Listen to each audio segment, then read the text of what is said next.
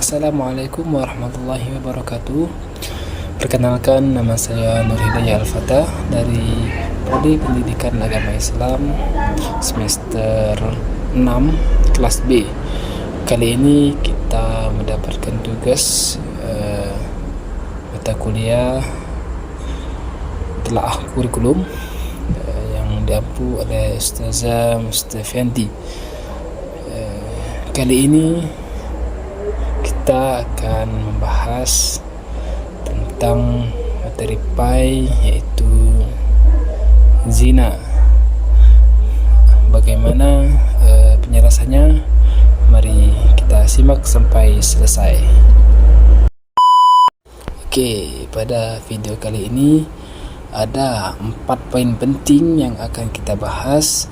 Yang pertama yaitu pengertian zina, yang kedua yaitu dasar hukum atau dalil dilarangnya zina, yang kemudian yang ketiga yaitu ada macam-macam zina, ada zina ghair muhsan, ada zina muhsan, yang kemudian yang keempat ada hikmah dilarangnya zina tersebut. Oke, yang pertama yaitu ada pengertian zina. Zina itu apa sih? Zina adalah perbuatan persetubuhan antara laki-laki dengan perempuan yang bukan suami istri atau bukan mahram, dilakukan dalam keadaan sadar dan tidak ada unsur keterpaksaan.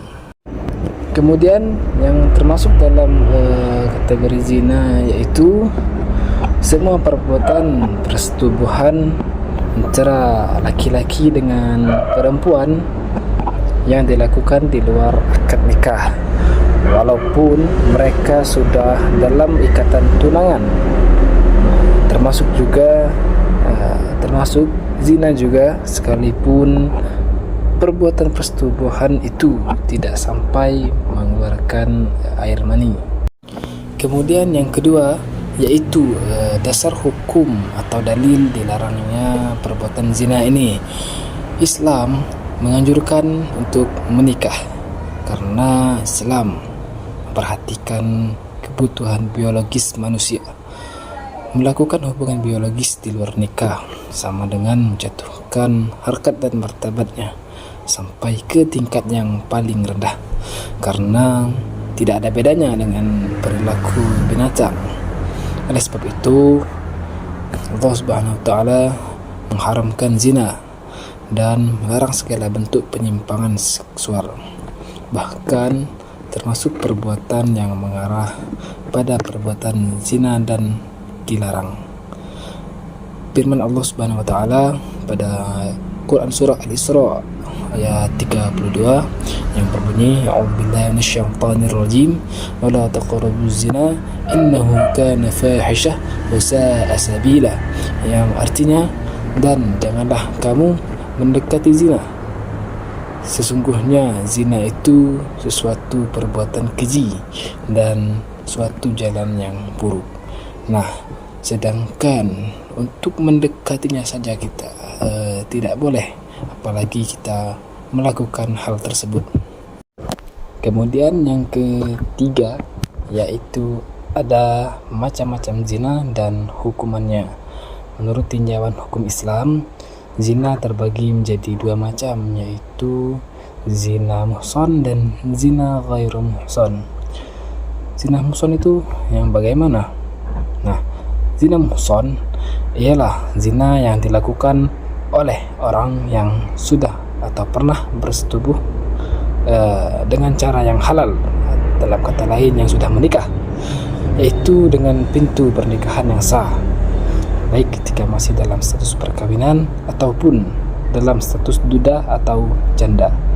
Nah, hukuman bagi pelaku zina muhsan ini yaitu adalah rajam, yaitu dilempari dengan batu sampai mati. Hukuman itu dapat dilaksanakan setelah mendapatkan keterangan yang jelas dari 4 saksi minimal. Selain itu dari pengakuan para pelakunya sendiri. Oke, yang kedua yaitu ada zina ghairu muhsan. Zina ghairu muhsan adalah zina yang dilakukan oleh orang yang belum pernah menikah atau bisa dibilang perjaka atau gadis perawan. Mereka melakukan sebuah perzinaan, dan kegiatan itulah yang disebut dengan zina ghair muhsan. Kemudian hukuman atau had bagi pelaku zina ghair muhsan ini yaitu dicambuk sebanyak 100 kali dan diasingkan daerah terpencil selama sebanyak 1 tahun. Dan poin yang terakhir adalah hikmah dilarangnya sebuah perzinaan ini. Hikmah dilarangnya zina antara lain yang pertama yaitu kesucian dan harga diri manusia dapat terjaga baik di hadapan Allah Subhanahu wa taala maupun dalam pandangan sesama manusia. Yang kedua yaitu sebagai tindakan preventif terhadap timbulnya kejahatan yang disebabkan dari perbuatan zina. Misalnya, bagi yang masih berumah tangga, berarti akan terjadi kerusakan rumah tangga tersebut, paling tidak akan terganggu keharmonisannya.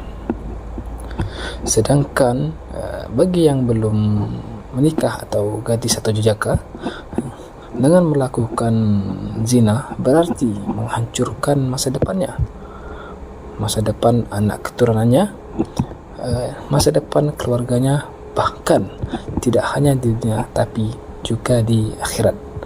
Kemudian yang C selanjutnya yaitu dapat terhindar dari kerusakan tatanan sosial, karena jika tanpa adanya larangan terhadap zina, perilaku seks bebas akan merajalela menggantikan bangunan tata nilai yang luhur seperti pernikahan, yang kemudian yaitu terjadi atau terjaga dari sikap putus asa dan penyesalan yang tidak ada akhirnya.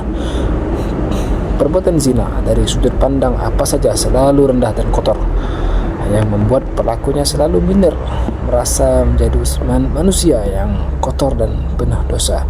Maka hidupnya jelas tidak akan sukses. Dan selanjutnya yaitu terpeliharanya keturunan yang sah dan jelas karena berasal dari keluarga yang sah secara hukum dan agama.